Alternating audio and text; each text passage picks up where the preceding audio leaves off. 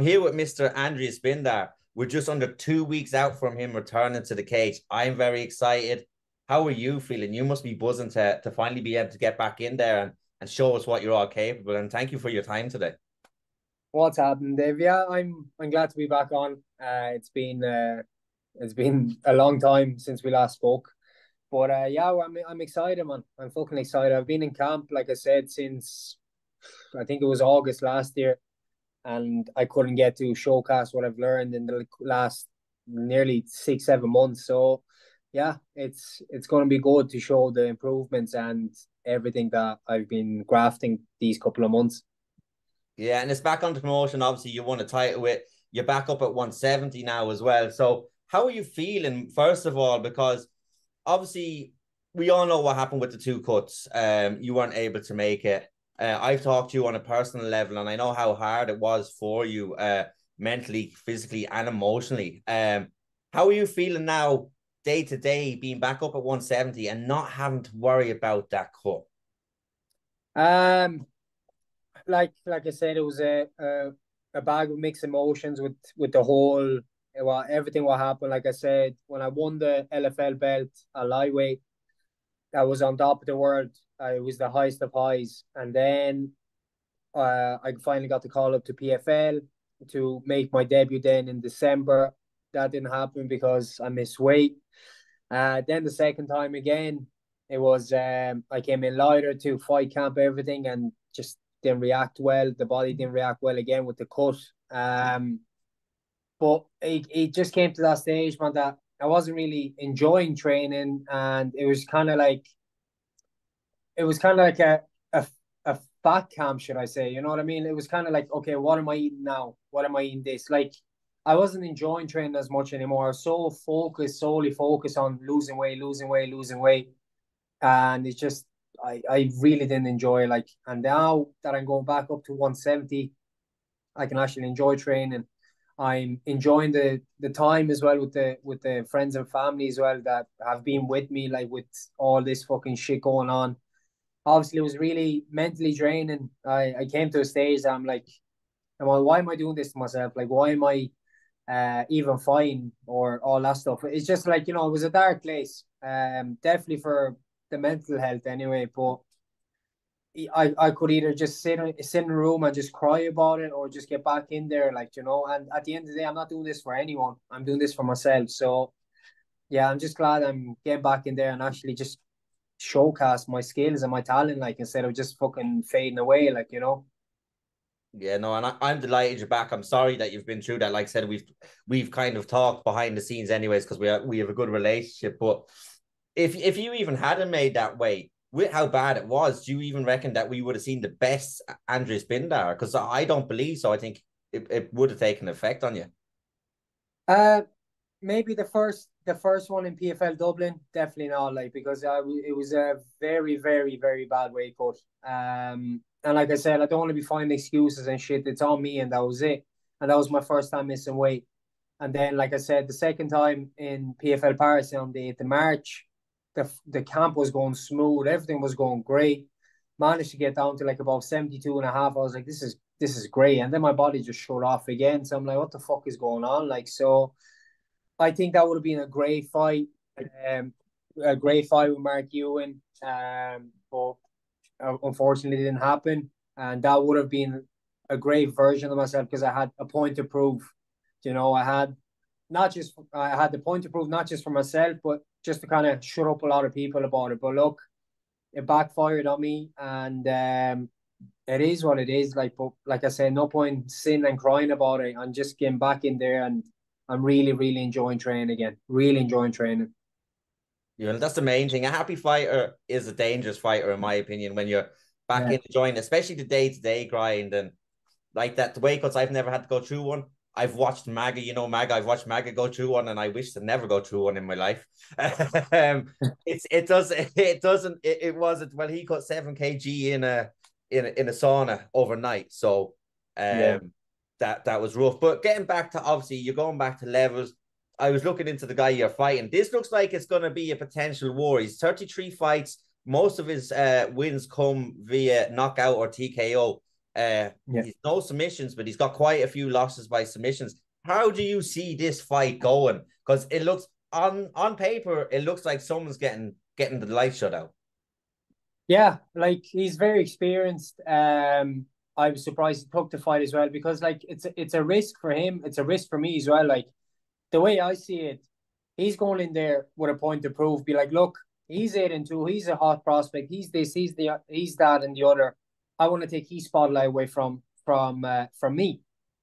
But I'm going in there to like just to get back fighting. I just want to fight. That's I've been training for so long, and I just couldn't show what I've been learning the last couple of months. Someone will go to sleep. Someone will go to sleep 100% because I'm going in there with a point to prove again. Remind people that I haven't gone away or faded away. Like I'm still, obviously now I can lift weights again instead of just doing cardio every fucking day. So yeah, I'm excited, man. I'm really excited to go in there and showcase all round MMA. Like I came from a grappling background. Just, people tend to forget that because my resume it's mostly knockouts, 5 knockouts out of the 8 fights. So yeah, I'm whatever the fight goes. Like if it's a grappling exchange, if it's striking, whatever it is, I'll be ready, more than ready. So, and I'm sure he's gonna go in there. He's a hometown boy. I'm going in his backyard. But nothing phases me at this stage. Like, you know what I mean? I'm gonna go in there, cool, calm, collected, and just take his chin apart. Yeah, it does sound like a good fight. And like that, you said you put yourself in all different positions in different countries. You've been to levels quite a few times before. So you've had all these experiences, which will stand you. And also, I want to say fair play to you as well on with the weight cuts. You took all responsibility. You didn't hide from it as well. And that's why I'm glad to talk to you today. But with going to levels and going fighting again, going forward after that, well, obviously you're not looking past your opponent. Are you looking to stay active? And how much have you improved since you last fought? Like, because like you said, you haven't got to show it. Like, is the Andreeas Binder we seen this time going to be leaps and bounds better than he was the last time we seen him? Yeah, so I'm not looking past my opponent. Like you said, my level has improved because when I won that LFL world title, I won that in July. I took about a week and a half off, and I was back in training again because I knew I'd be fine around August or September. So that didn't happen, and then I was like, right, I'll just keep on training, get better and better and better and better. Obviously, I was enjoying training. I was top of the world, after winning such a big fight. But this is going to be the best version of myself, physically, mentally, and I'm just, when a lot of fighters say, "Oh, I'm hungry to fight." Well, this is beyond hunger. Like this is completely different because I haven't fought. I have that itch to get back in there and just feel that, feel that crowd vibe, feel that energy of everyone, and just smash his head in. Like I cannot wait. I cannot wait. I like the way you're sounding now. You sound enthusiastic. You sound like you want to get. You sounds like you're chomping at the bit. And like as soon as it like this fight was announced, I said, "This is good. This is good. You're getting back in the game." So you talked about being obviously in dark place mentally. Are you feeling much better mentally now, like that you've gone through that? Because I think this is going to be something that will stand you going forward. Obviously, having to go through it, and it's not the first time there's been ups and downs in your careers either. This but how do you feel now mentally going into this? Mentally, I feel very strong now. I had to take 2 weeks away from all this social media negativity and all that stuff because you're always gonna get hate. You're always gonna get like the smart asses and shit like that. So I want to push away from all that and just focus on my family and friends that that went through all this with me. And yeah, it's just like I said, social media is a very toxic place. Regarding to like messages that you get for missing weight and this that, and the other. But I'm not gonna go into that too much. But mentally, I'm just ready for everything right now. Do you know what I mean? I think I went through all this, and now it's kind of like the rise again. So I'm just gonna start reminding people again at welterweight what I can do, and that's my career. That's what I started at, and that's where I'm gonna finish it at welterweight. Yeah, no, I'm glad. I'm glad that you're on the far side of it now, and social media is quite toxic. It can be a very good place, and it can be a very, very bad place. And it's usually like when whatever had happened between yourself and the missing weight, that's between you, your opponent, and the promotion, and no one else. Yes, maybe people can have their say or an opinion on it, but when people want to get nasty and make threats and stuff like that, that's when it kind of like you've gone kind of too far. But I'm looking forward to seeing you back at this one, and I want to talk about you. You mentioned your family there that went through it with you. I mean, you spoke about them. Yeah. How essential are they to you? Because they're your day ones. They're your circle. How much do they mean to you, and how much do they help you get through this period? Man, they've been my rock since day one. Do you know what I mean? I remember we had that interview in my house on MMA in depth, and I said it to you, and I quote by quote, I said it to you. I was like, when you're winning, your phone will always be, oh, you're best of luck and this, that, and the other. You're always going to be on top of like on that hype train, should I say? When you lose a fight or when something happens like this, you're not going to get a single message. Do you know what I mean? Or no one's like I said, the people that are there with you since day one, that's who you should cherish the most. And it'll kind of like open your eyes a little bit, like, you know. And everyone will get on the bandwagon when you're really at the top and when you're winning and when you're successful and stuff, you know, because you're releasing that dopamine, and that's a dopamine for them as well. So it's been so, I'm blessed to have the people around me, the team around me, my sponsors around me. Like they've all been like, you know, very, very acknowledgeable of what I'm doing, and just support me in whatever way they can, you know. Yeah, no, that's good. And I think I remember because you'd said that to me, but I'd done it before. Is whenever there was a local show, I would always text whoever lost that night rather than the winners because I think you had said it to me before as well. And I like that I actually got back messages off all of them saying thank you. You're only like the second person to text me. One would have been their maybe immediate family. And it's a Yeah. it's a very fickle sport, isn't it? It's kind of what have you done for me lately?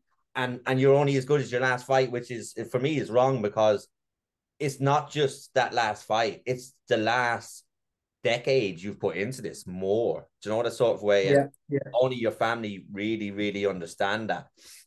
You said you're back enjoying training. Talk to us about Charlestown. You've got like so many kids coming up. You've got Sarah, you've got Aiden, you've got Alex, who just won a title. You've got so many good people in there. Obviously, I keep forgetting about Max and Charlestown. You've got Matt as well. Yeah. But like, what's the vibe like in there now? Because everybody's like the amateurs have really risen to the top of the amateur ranks there. The likes of Ado and Alex and Sarah, and obviously Max has started his pro career. What's the vibe like now? Because you can just see the seeds that have been planted years ago really beginning to blossom now. Man, it's like when I first joined this gym there about 2.5 years ago. Um, I remember like everyone just growing as a team. Like we're not just a team, we're like a big family. Like, you know what I mean? Whenever someone has a fight, it's like we're all in camp because we're all fighting roughly the same time. So we're constantly like pushing each other and evolving and getting better and better each day. But I just look at it now, like we had the young kids like Cameron, we had Luke, we had a few of the young kids like, you know, that fought at the Europeans over in Croatia, and they all got like gold medals and silvers and stuff. And I'm like, right, you look at them now, imagine them in a couple of years, like they're going to be absolute killers, like, you know. And then you have the young amateurs, like Leon, you have Curtis and all these boys like growing up. And now then you have the next crop of fighters. You know, you have your Max, you have Ado, you have Alex, and when we're just building on, so we're getting ready. You know, we're getting ready for the pros. We're getting ready to just dominate this year, man. So yeah, look, Max has some big fight news coming up as well.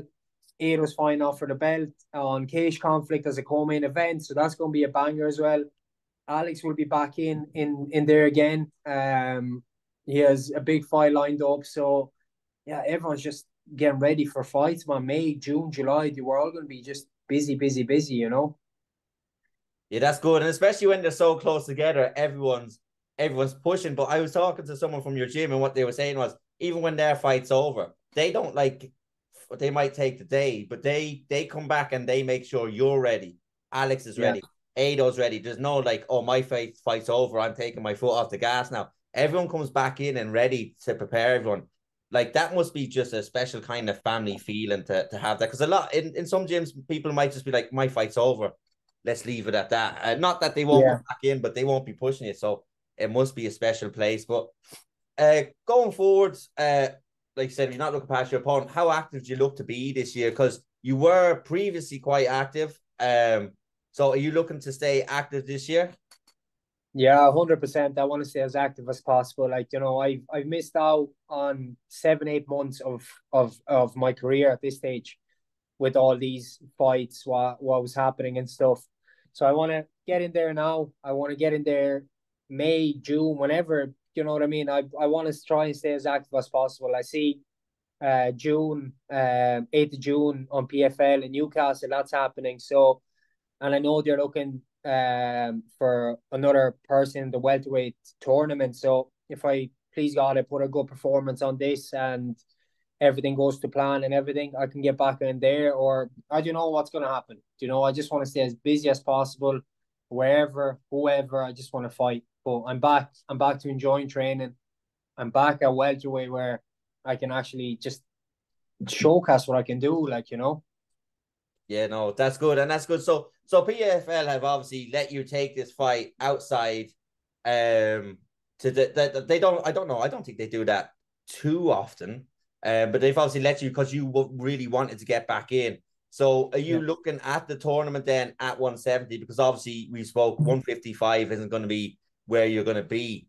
So if you, with like that a potential knockout performance, are you looking to jump into that tournament then?